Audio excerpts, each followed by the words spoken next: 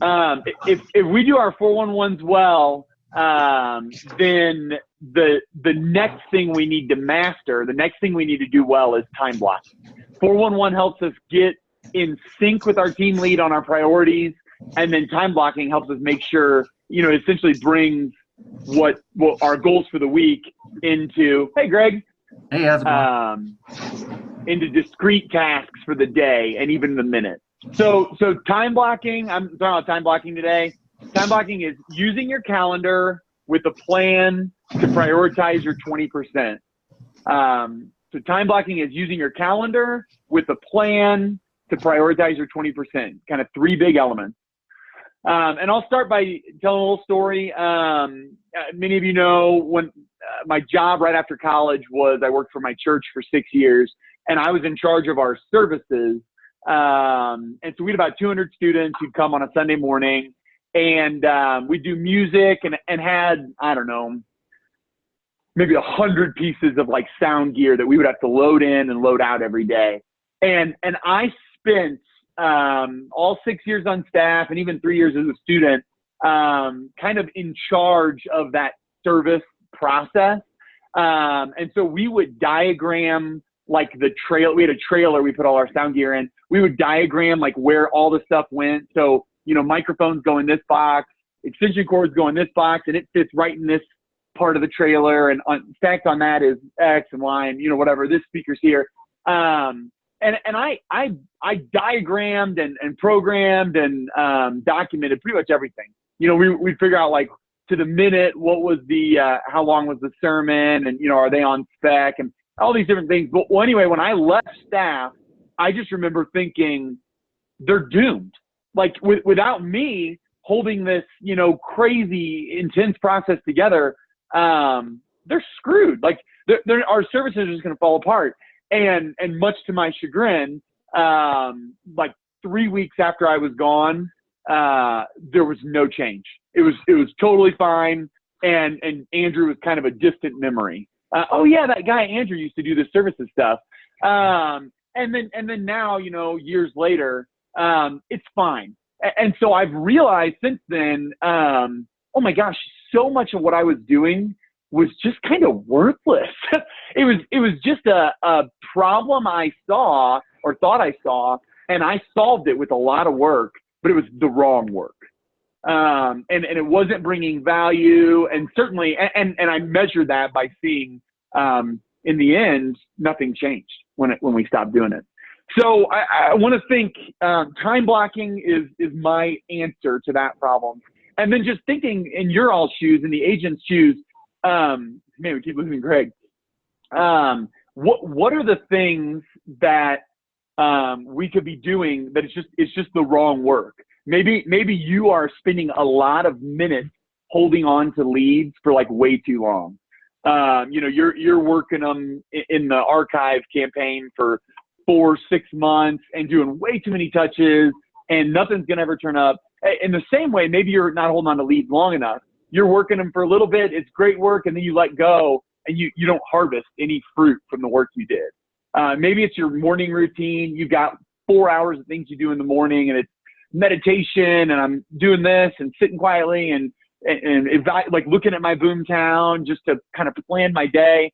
And it's like 10 or 11 o'clock and you haven't really done anything yet for the day.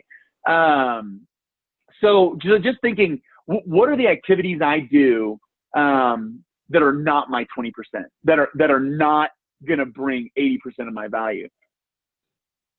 And so now to jump back to my definition, time blocking is using a calendar with a plan to prioritize your 20%. So calendar, I was hoping a lot of people would be on this call because I imagine a decent number of us aren't really using a calendar. And I think, I don't know if Tyler's going to let me say this, but it's just required to use a calendar. To be on the Relevate team, you got to use a calendar. You got to be faithful with it. You got to have a decent system with it. And I've worked a ton with admins on looking at their calendar. I never really looked at their calendars before, but now we're talking more in terms of calendar. And if you don't have one, go to calendar.google.com, and you've got a Google account already, so you have a calendar already, and just start using it. Download the app, and then you're roaring ready to go. But we have a calendar, and maybe it's paper, probably it's Google Drive, just because you can do repeating tasks and things like this you just can't do on paper. But we just need some sort of calendar system to write things on, to write what our 20% is. So the second thing is we need a plan. So you use your calendar with the plan. And so I'll tell a little story. Interestingly, the role, so that church role, my first year on staff, I was kind of a salesman. I went and raised my own salary.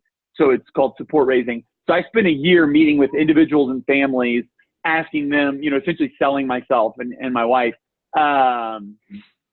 But we asked my wife, we asked them to support us financially so that we could go on staff at the church. And interestingly, I think I did that better than anything else on staff. My wife and I are both really systematic, and they just gave us a simple plan. And in a year, we had about 300 appointments, and got about 150 financial partners. So people who gave us some money, either one time or monthly. And some of those partners are still, my wife's still on staff, are still on our team, so for 9 years now, they've given us $50 a month or whatever it is. And I think why we were able to do that so well was just our calendar. It was an example of, before we even knew the word time block or anything, we were just told by our boss, this is what you have to do. You have to, every 7 to 9 at night, 7 to 9 is your golden hours. That's when wife and husband are together. They've finished dinner. The kids are probably in bed. And that's when we would call. So 7 to 9, every single night we called. We almost never made another phone call, a little bit on weekends. But for the most part, that was the only time we picked up the phone. We did follow-up first thing in the morning, and we did appointments at dinner or earlier. We got 300 appointments in 365 days. And all of that was because it was just so simple. We knew there's only, 4 things we need to do. It's dial the phone from 7 to 9. It's follow up in the morning. It's attend the appointments, and maybe 3 things. And that's about it. And eat breakfast. And so similar to you all, we got 4 conversations. Hey, there's 4 things you need to make sure happen. We are getting, let's get appointments, get under contracts, let's get closings, and then let's see profit. And so the simplicity there, and then even tying it to the calendar, knowing when I was going to do each of those 4 things, my 20%, helped us get that done in a year. Our goal was a year. We got it done in a year, and we were on staff for 6 for me and 9 for my wife. So make a plan. For the beginning of make a plan is we need to learn the plan. And so that's what we do with our team leads. And you guys are doing this now. I don't want to camp too long on this. I want to get into the actual, what a time block looks like. But if you don't have a good plan, or if it's more like my plan, with the services stuff, where I saw a need and I figured out the activity I needed to do, probably 4 or 5 hours a week. I was documenting this stuff, but it was the wrong work.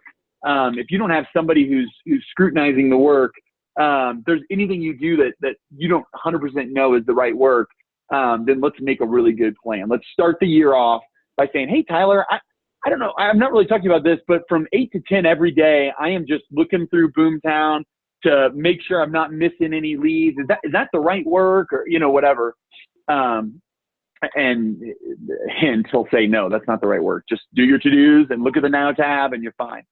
And so we have a calendar, and then we make a plan, figure out what are the right activities and put it on there.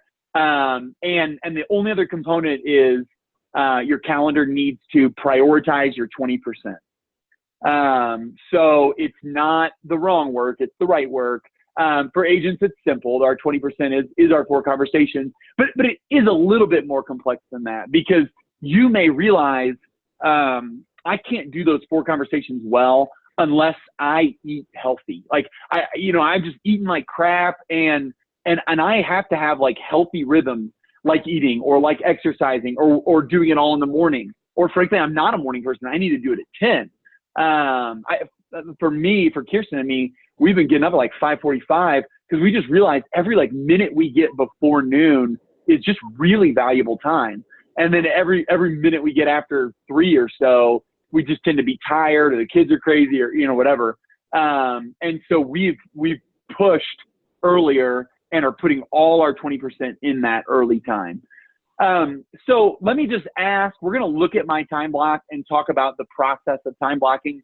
Any questions on that? Is this making sense? This is probably a lot of review, but is this making sense? Time blocking is using your calendar with the plan to organize or prioritize your 20%.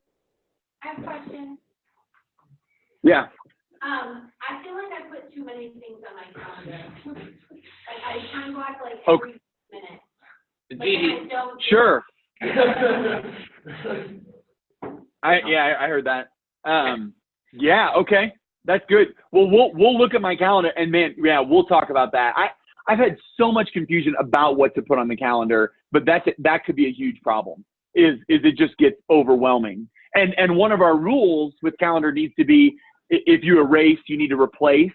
So if you don't get something done, an emergency came up with one of your deals, and so then now you have to erase your lead gen time or whatever from 2 to 4 today, we need to replace that. We need to put that somewhere else on the calendar. And so if your calendar is so complex that you're just never going to do that. Like, you're never going to replace it. You're just going to let it go by and not get that stuff done. So yeah, we'll talk about that in a sec. What are some of the things you have on there that maybe don't need to be on there, Jeej? Let's see. I have, like, I time slot everything. So I have like prep mojo for expired leads and then calling expires in the morning. And then I also have like making all the phone calls in Boomtown, and then looking at privy deals and sending to all investors, returning all voicemails. And then I have one that's like a long, that's just like prep for the afternoon, and if I have appointments, like schedule them in there, or DoorDash or Circle Prospect. So Gotcha. smaller chunks. Yeah. What'd you say, Ty? I said, so there's a lot of smaller chunks. Yeah, exactly. Andrews, you'll see Yeah, that makes sense. fewer big chunks is what Andrew tends to do.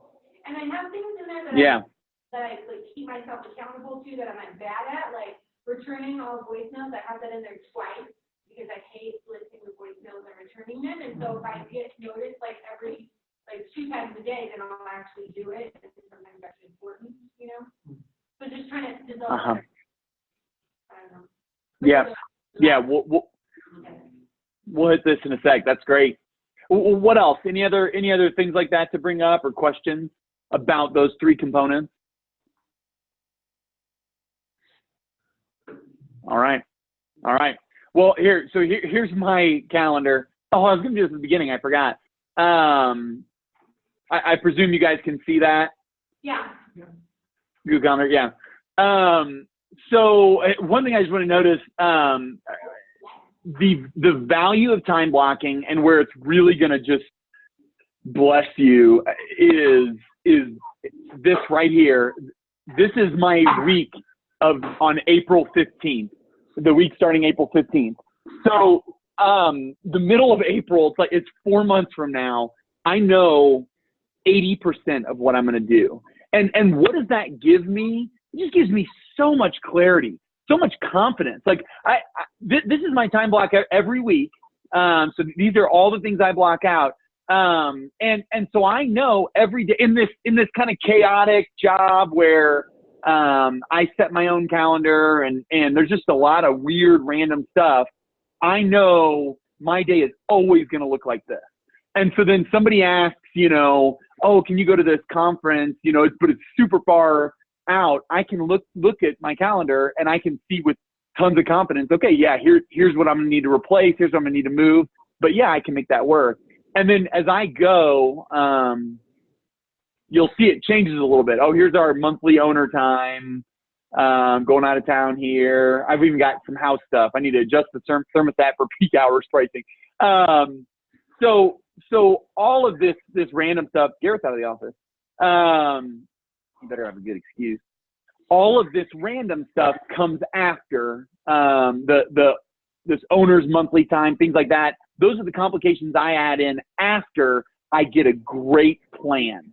And so this is my plan, my normal time block for every week. It starts out as this. Eventually it gets to like this. This is next week. This is December. So it gets a little ugly. And I don't expect yours to necessarily get this ugly. But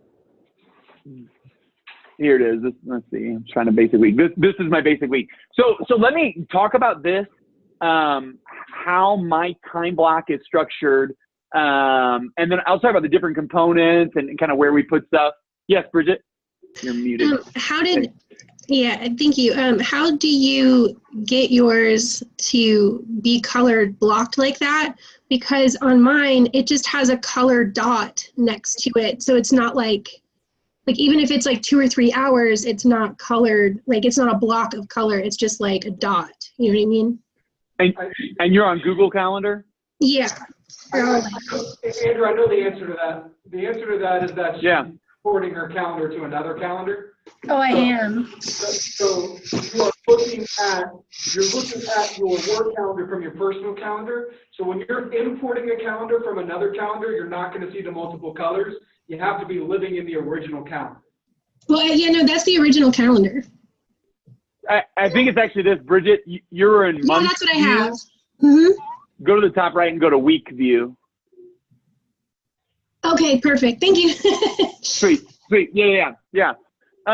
So talking about my time block, there are a few rules when we want a time block. Again, the reason we time block is we want a calendar with a plan that helps us prioritize our 20%. So it's all about that 20%. So Gigi, this speaks to your question. The most important thing for me to get on my time block is my 20%. And doggone it, it might be things like listen to those voicemails. If that's just something you are not being faithful with and you need to be faithful with it, then you got to put it on your calendar and make sure it gets done. But some things for me are like, even though it's so valuable for me to eat dinner with my family at 5, I don't have that on my time block, even though I have other family stuff, because it just always happens. I just in that rhythm. We've been doing that for so many years, that it's not something I need to scrutinize and like make sure it gets done. I don't want it to complicate my calendar. I want my calendar to be as simple as possible, to hold me accountable. And so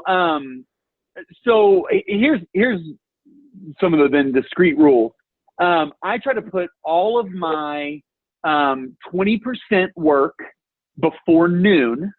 Why? Because after noon, all the craziness of the day is going to catch up with me and I'm just going to lose control. So typically in a normal week, I'll fill up this 1 to 2:30 time with something, but it's not my 20% stuff. So if I know, like I have 4 pieces of 20%, I kind of have 4 conversations just like you guys. They're different conversations, but I have 4 big things where if I don't do all 4 of those things in a week, I've failed. And so I'm making sure I get all of that stuff done in the morning. And so, I mean, even just to say that for me, it's equip the admin team for success. That's my yellow. Make sure Relevate is asking the right questions. That's my green. Create reproducible projects. That's my purple. And then this year I'm starting a new one. It's going to be the sphere of influence, work, essentially ensuring 36 touches in each of 3 locations. And I've made that a 20% because I know it just needs to get done. That's something this year that I just need to do it. I'll do it every Wednesday, probably for these key hours. And so I just haven't updated my time block for this upcoming year yet. So what I do is I identify all my 20% activities. That's something the work we do in our 411. You know, what's at the top line of your 411, your 2019 goal. If you said it's, do 4 open houses a month, then I need to see some kind of open house work, and it probably needs to be weekly. So once we've identified our 20% and found some place to put it before noon, the other thing we need to do is make that consistent week to week. So and this is why I said you should use Google Calendar instead of paper. And this is why I know what I'm going to be doing April 15th. Every single week, when I made these events, I just said, repeat weekly on Monday, repeat weekly on Wednesday. And why that's so nice is I get in the mindset now, Thursday afternoon when I've got my project time, I'm in just a different mindset. I'm like thinking creatively. I'm not reading the news Thursday morning. Like I start, and while I'm in the shower, I'm sort of thinking about the project stuff I have to do, whereas Monday, Tuesday, Wednesday, it's more meetings and making sure everybody's equipped for success. I'm starting those days, checking email and just getting on it with people. And so I just get in this mindset. I'm sort of a different person on the different days. And so I know Wednesday for my sphere of influence stuff, what I'll do is I'll probably spend some good time with my family early in the morning. So I'll be home, and then I'm locking myself in the basement and I'm saying, you can't come down here because I have to just focus on this, and so anyway, I just get in that rhythm, and now my family knows Wednesday I'm not down in the basement at all. And then I know, okay, I need a glass of water, and I need to know I'm being there for a while. So we've identified our 20%, made sure it's somewhere before noon, and then we've kept a consistent rhythm every week. A couple other principles with time blocking is to block in flex time. Gigi, this may speak to a little bit of your stuff. If there are a lot of small tasks you're doing, if some of them are just going to get done, natively, they're going to come to mind, somebody's going to call you back, or you're going to get a couple voicemails in the morning, and you need to respond to them. I have flex time in the morning and in the afternoon. So for me, it's half an hour in the morning, half an hour every afternoon. I know at 10:30, I schedule it as if it's an appointment. But what that means is I'm not allowed to put anything else there, because invariably what happens is I do these 3 411s right here on Monday morning. One of them is going to go long. And so I'm bleeding into that flex time, or I have follow-up work to do after those 411s. I just want to get it done right away. I don't want to put it off till, the afternoon or till the next day. I want to get it done right away. So every day I build into my calendar a little bit of flexibility to just deal with all the crap. And then again, I know my mindset is I'm going hard for 2 hours. Okay, I've got half an hour where I can kind of catch up, check email, go get a cup of coffee, go to the bathroom, and then I'm back in it.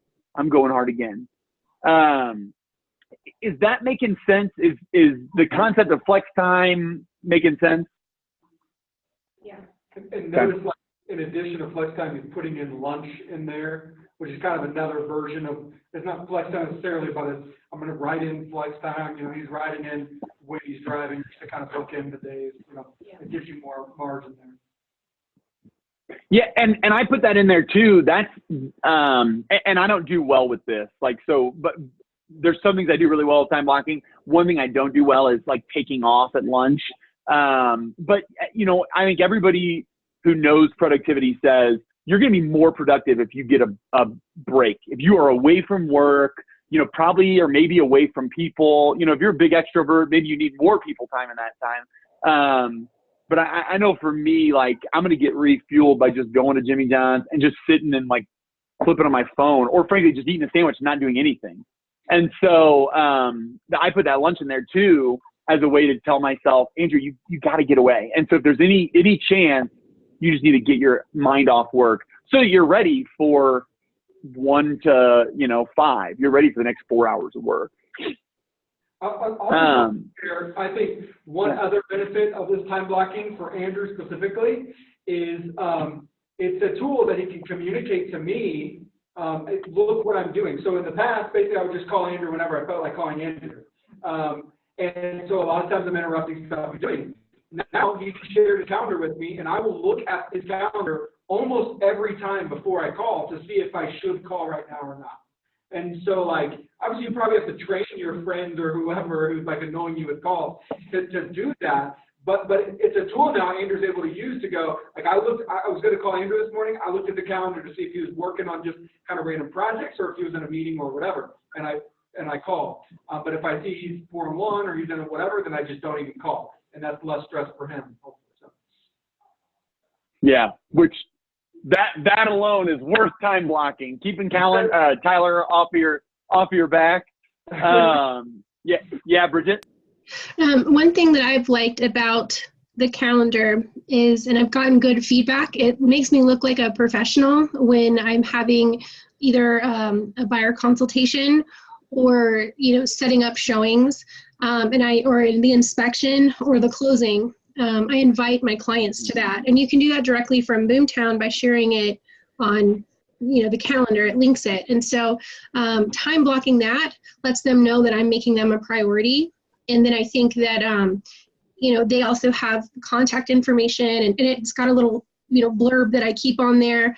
And so it also helps me track, like, how many appointments have I had in case, me not being very good at keeping track of things. It's on my calendar. So I can always go back and go, oh, I had this many appointments this month. Let me make sure to update that. For sure. Yeah, that's great. I do a lot of that too. Like I'll build agendas into my calendar events because I just, I know there might be a chance I come back to this. And so I'll make a little note of what I did or what I wanted to do, and so that my calendar just really serves me. It's similar to my email. Your email, you probably are searching it all the time. How much did I pay for that TV? Whatever. Like, oh yeah, I'll just go look at the receipt online on my email. And so my calendar, I'll search it too, and it just serves as my data bank. A couple more things. We'll just keep moving forward. A couple more things about time blocking. Like I said, if you erase, you need to replace. And so for me, one of the first things that I'll replace is that I'll erase are these projects. Something will happen. Like even the training today, I'm not normally at these trainings, and so if I attend these trainings, then I lose out on a little bit of project time.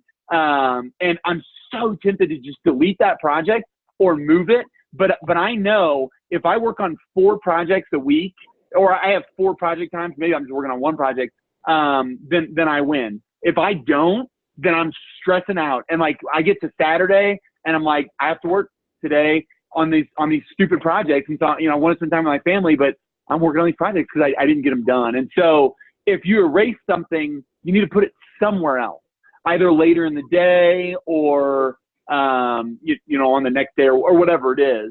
And as you use the same time block for longer and longer, it's so easy to erase and replace. Because I just get in the mindset of somebody says, hey, can you do this hour-long phone call on Thursday?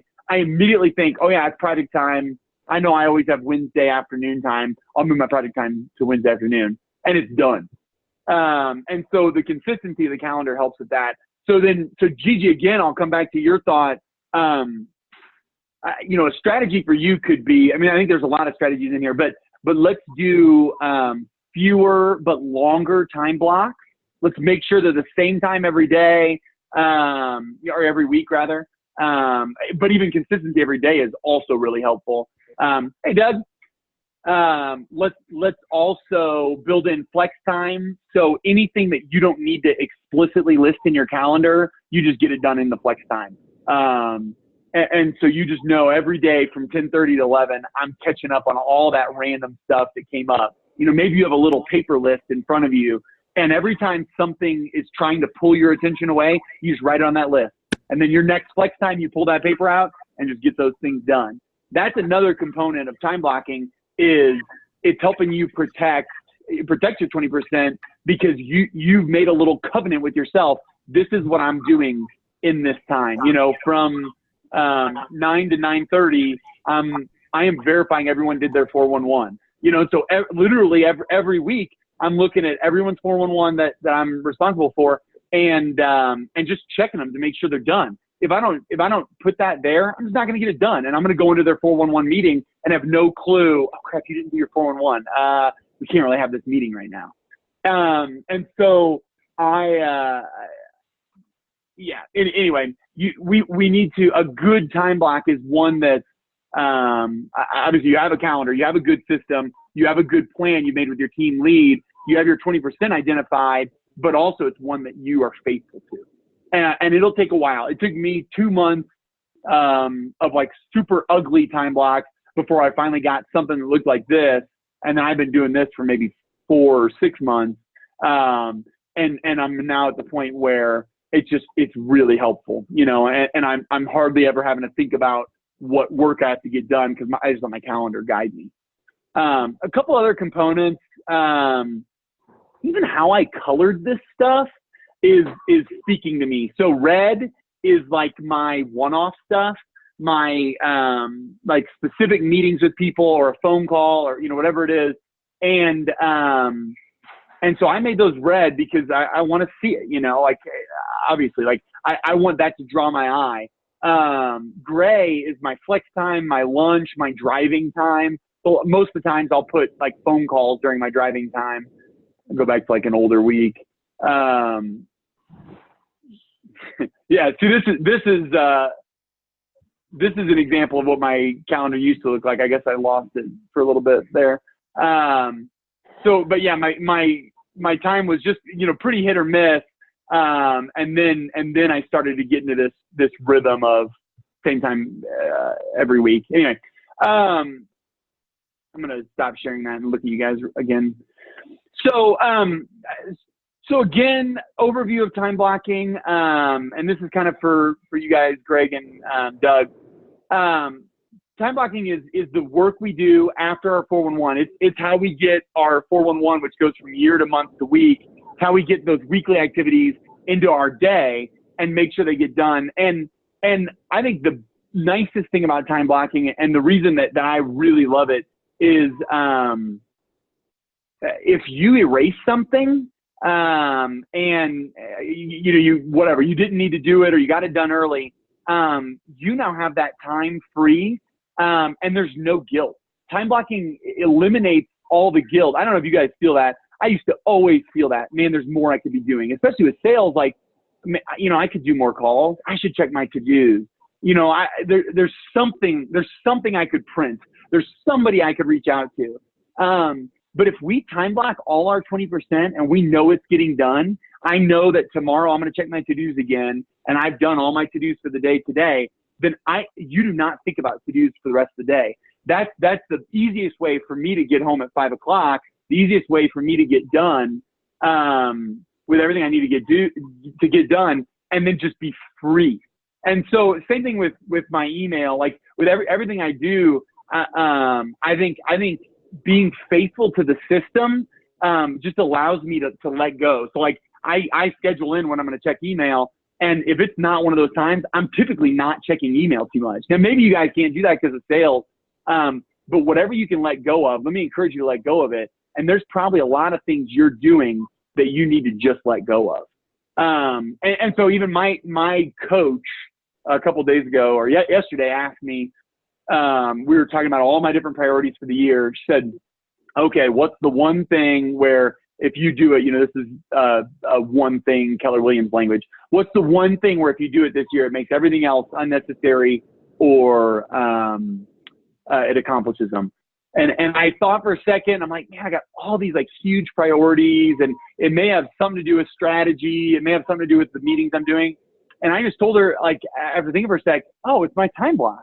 Like if I do my time block faithfully, 52 weeks, then I've accomplished everything.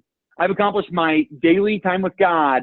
I've accomplished my getting home at 5, my 4 big rocks, my 4 20% activities. I've accomplished all my meetings, all my accountability. And so that's what my hope is for you guys is we've done 411 for a little while. Can time blocking be the next tool that helps you just accomplish all those goals? If you are doing the activities that you need to do, you should be seeing the results that Tyler and Doug and Nick are holding you accountable to. And if you're not seeing those results, then let's go first thing to your calendar. And if we've done your calendar and you're faithful to your time block and it's all there and you're still not getting the results, then okay, we need to figure something out. But I imagine for most of us, and for me included, there's still work to do on your calendar to make sure you're doing the right work and doing it consistently.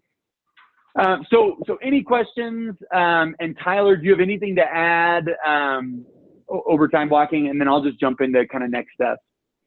Yeah, I'll come a little bit closer. I was just going to share, because a lot of people listening are agents, so I was just going to share what MREA and what most real estate people would say is your 20%.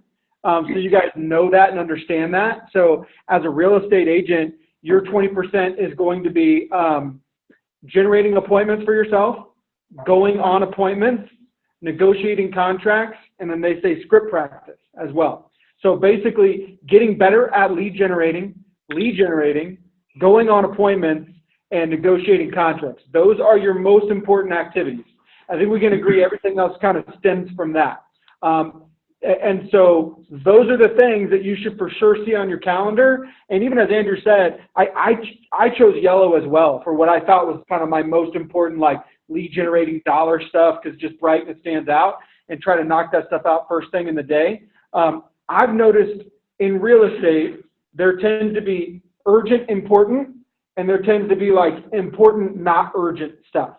And so for me, my afternoons tend to really be like my project time, tends to be the maybe important but not urgent type stuff. The mornings are my urgent, important. That's my, I need to get this lead gen done. I need to get this done. So when you guys are, and the other thing Andrew said, I think really helped me, I create fewer big blocks versus a lot of smaller blocks. My smaller blocks are almost always meetings with other people. So if it's 30 minutes or so, it's a meeting with someone else. If it's something I'm doing on my own, it's almost always an hour or more. And then what I'll do is, I have blocks in the afternoon called project time. So when I'm working on something bigger kind of for the business, I'll call it project time, but it's my responsibility then to go in the notes section of that specific calendar and to fill in my agenda for that time. And so I have a project time for this afternoon and for tomorrow, but I need to go and make sure every week when I'm setting up that week, I'm filling in the notes of, okay, so this week project time looks like creating an organizational chart or creating a 10-year goal for the business. For you guys, like Gigi, you could say lead gen time in the morning, and that could be a 2-hour chunk, and then you could go fill in. That means set up Mojo, call Mojo, and then you could have a follow-up time, a follow-up chunk that's specifically what am I doing today. So that's just suggestions from an agent perspective of how to fill that in. And then let your calendar be like what controls your day. So because I know I have important stuff in the morning, that's my business, I don't schedule showings or closings or inspections for the morning. You guys have more control over that than what you guys think that you do. Just don't schedule crap in the morning. Come in and get your crap done and schedule for the afternoon. And you'd be surprised. A little bit of what Bridget said, I think I come across more professionally when I say, oh, I'm sorry, I'm actually tied up from 9 to 11, but I have, 1 to 3 open, right? Instead of just saying, hey, I'm good. What time tomorrow you want to do it? So that's my only other suggestion. Good. Yeah. Any other thoughts or questions?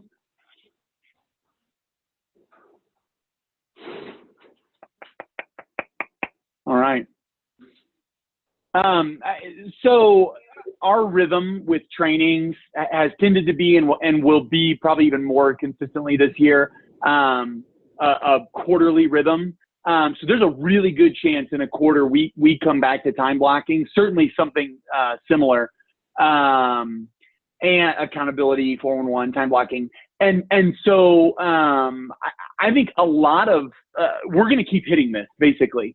And probably the next time we teach on it, maybe it's a little bit more like this, but maybe it's some of those deeper things, like Tyler said, protecting your calendar. That's huge. I mean, that was one thing when we were raising support to come on staff at The Rock, about halfway through at our church, we discovered the idea of offering times. We always thought it was nicer to say, hey, yeah, you want to do an appointment? When's good for you? But you guys may know, if you say that, typically it just never is going to get scheduled. So then we would start saying, hey, when is good for you on Thursday? Finally, we started saying, hey, is 2 p.m. on Thursday good for you? And it made a world of difference because now we controlled our calendar. They didn't really care that much, but we were able to put them in the time that we had no work to do anyway. And so some of those activities I think are going to be next level activities that I'd love to talk about, or your team lead would love to talk about. But for now, I think our goal with all of this is, let's make a calendar if we don't have one. Let's come up with a time block. And the first thing you need to put on there is your 20%. And so maybe it's literally Monday for 4 hours, I want to work on, Boomtown. It's all just Boomtown. Tuesday for 2 hours, Boomtown. And then Tuesday for 2 hours, it's, whatever, my investors, work my investors. And just get those 20% in there. You average it? One of the things that I like, and I don't know if you can do it on yours to show them unless they already know, but if I were to take an event and literally pick it up and drag it over, so for instance, I had an appointment with a new client for today. She wanted to meet yesterday. So to be consistent with the day and time in which I actually had that appointment, I picked it up and I drug it over to the day and time that matched, and it just moved. And so if I have certain time blocks of, let's say I want to do Boomtown, 5 days this week, and one of those days it pops up and it's not working for me, I can pick it up and move it to another day. For sure. Yeah. Yeah. And on that kind of mechanical stuff, I'd love if you just give me a call. If there's any questions about how Google Calendar works, probably a lot of you do know pretty well how Google Calendar works. But we can do any of those. I mean, yeah, dragging, repeat is, it's pretty smart about how it does repeating. So you can say monthly on the second Wednesday. And so I have things like reminders to do my personal, estimated taxes. And, I have maintenance reminders about my home maintenance stuff. They come up once a quarter, every other. Yeah. I have a January task to pay my buddy that I split Netflix with. And I've had it on there for 6 years or whatever. And so it's just so funny. Every January 1st, pay $48 to Chris for Netflix. But it pops up and I do it, oh yeah, I gotta get that done. But for now, like I said, your activities are get a calendar, make sure your 20% is on there. And then just be faithful to it. And so it'll take months, certainly not days, probably not even weeks. It'll take months before it becomes gospel to you. Before somebody asks, hey, can we do a phone call, whatever? And you said your first thought is, yeah, let me check my calendar. Oh, I don't have that time, but can you do 10:30? But once that is gospel, once that is, sacred, then your time block is really serving you. And then, when you delete something, you have that free space, it truly is free space. Or when you want to add complications like quarterly tasks or yearly tasks or, shared calendars, things like Tyler was saying, he always checks my calendar. That's been so helpful for us, but we couldn't really do that until we had time blocking figured out. And then, like I said, I think we're going to hit this more as a team, but there's also going to be some accountability for this too, because it's just the next step from 411. It's the next thing to help all of us succeed. And everyone in the organization is doing it, from admins to Tyler and me and Matt, and then all of our agents. So if there's no other questions, Tyler, brother, I don't know if you want to wrap us up. That's all I've got on time blocking. Yep. I think we're good. So I just wanted to give, before we wrapped up, the trainings for the rest of this month, so you guys have an idea of kind of what's coming up. So next week, Gigi's going to lead us on a training about investors. She's worked with a ton of investors in the past year, learned a lot of stuff that hopefully we don't have to relearn by doing it again. Just listen to her mistakes and what she's done poorly and well. And then the next week after that, we are going to be looking at, let me pull it up here. Investors is next week. The next week after that, we're going to be doing a training on writing strong offers as we move into the spring, as we move into a market where we might find ourselves in competitive situations again. We want to have a training again about how we make sure we're writing strong offers and getting our offers accepted. The next one after that is going to be an under contract to close training. So not just, hey, what happens, what does the TC do, what do we do, but actually helping you manage those expectations to make sure when you're getting deals under contract, you're getting it closed and the client's happy, right? And then the last training, Actually, I think that is the last training of the month. No, the last training of the month, Thursday the 31st, will be actually about the closing process. So we'll be talking through best practices when you're actually at the closing table, but also best practices immediately after closing. How do we make sure we transition from closing to repeat referral client? So that'll be the rest of the month. We'll keep sending out reminders every week, and yeah. And then our all hands meeting, we moved it from this past Tuesday because that was New Year's Day. We'll have it next Tuesday. So that'll be our all hands meeting for everybody next Tuesday at 10 a.m. I think that's it. Cool. Perfect. Thank you, guys. Thanks, Andrew. I'd love to hear, if you do start time blocking, I'd love to hear about it. So yeah, let me know, if any of you guys put any of this in action. Cool. See you guys. Yeah.